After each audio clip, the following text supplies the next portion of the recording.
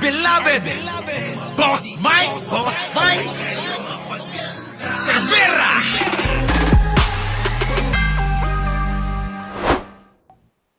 Sa prosecution panel na maaari pa ring ipabukas ng Senate Impeachment Court ang selyadong kahon.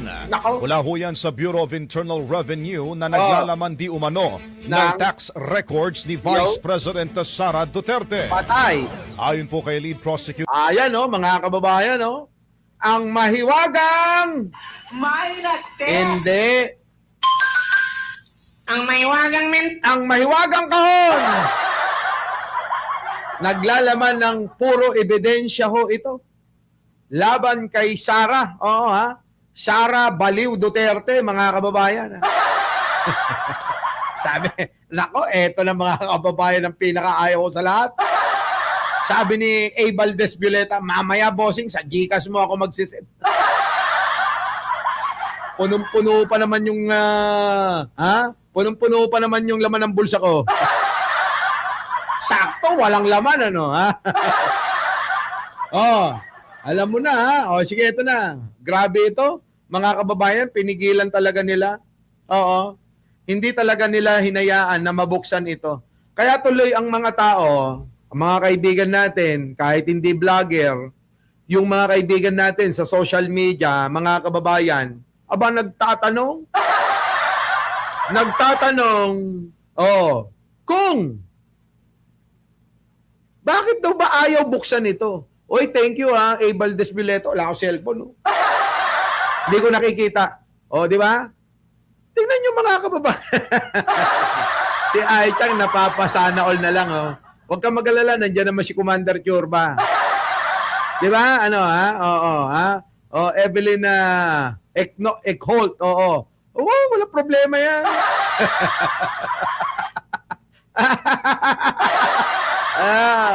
Baka mamaya mapunta kay Mike Defensor talaga yan, ha? Ito na, mga kababayan ko. Talakayin nga natin ito. Nanggigigil ako rito. Bakit ba ayaw niyong buksan ito? Ano pa meron na sa loob niyan? Di ba? O paano ngayon ito, Iris Joy Ramirez? Paano yan, Boss Mike? Malabo nang mabuksan nga raw dyan. Hindi nga ni. Kailangan ito ay kalampagin natin ang impeachment court, ang Senado. Oo. Ito pong mga kasapi ng mga magiging judge, mga hahatol kay Sara Duterte. Ito hong lahat ng senador, syempre, pagtatalunan na naman yan. Alam nyo naman yung mga DDS senators, mahal na mahal si Sara. Kaya eto mga kababayan, baka maging dahilan ng lalong ikagalit ng taong bayan. Jeng, Romy Lagrana, Catherine Galpo, Cristita Pilar, Ludi Ashebuke, sa mga bagong dating dyan, Nudet Pascual, huwag niyong kalimutang mag-like, ha, Lorna Matipo. Baka magalit ang taong bayan dyan, mga kababayan. Naalala niyo ba yung Husipedal? Dahil sa isang envelope na ayaw pabuksan? Ano nangyari? Ang taong bayan nagalit. Di ba? Sino nakakaalala nun? Baka hindi pa kayo buhay nun. Baka naman nagbabahay-bahayan pa lang kayo nun. Kami ho'y buhay na nun. Di ba? Tayo, siguro Angie Pleno. Di ba? I love you too. Di ba? Mga kababayan, ang hindi magtamsak, mabaho ang pempem.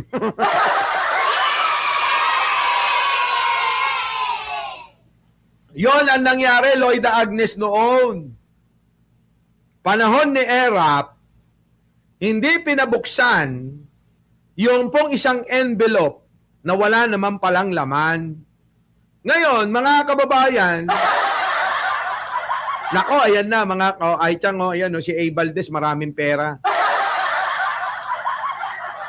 Ngayon, mga kababayan ko, nagwala ang taong bayan.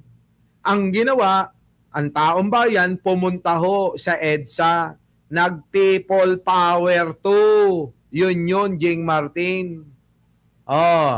Nakita nyo, mga kababayan? Kaya, hindi maaari na hindi mabuksan ito. Magwawala ang taong bayan.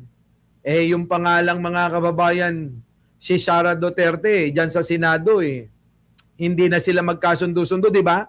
Napakarami na tao ang mga nagpunta sa harap ho ng Senado para manawagan na panagutin na si Sara sa lalong madaling panahon.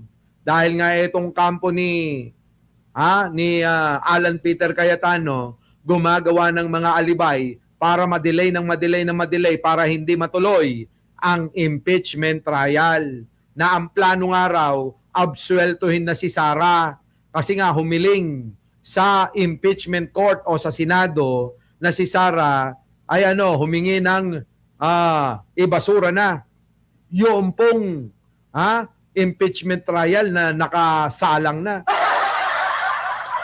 Ganon yun, mga kababayan. Grabe. So, ganun nga nangyari, mga kababayan. At baka mangyari ngayon uli. Di ba? Di ba? John Berms, si John Berms, Joby, BMB Joby. Hindi. Kayo, sa tingin nyo, mga kababayan, pilit na tinatago ang tinatago.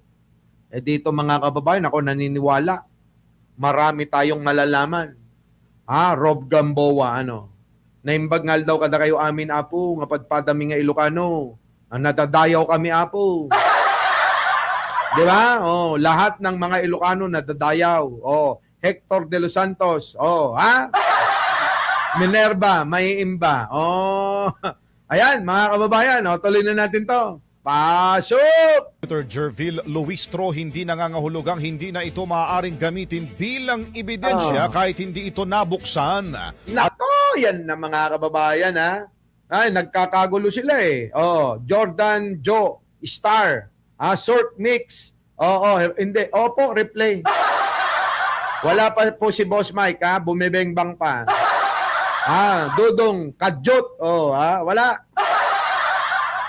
Si Boss Mike kumakadyot pa. Kuya sa dance. Yun, shout out. Ito na.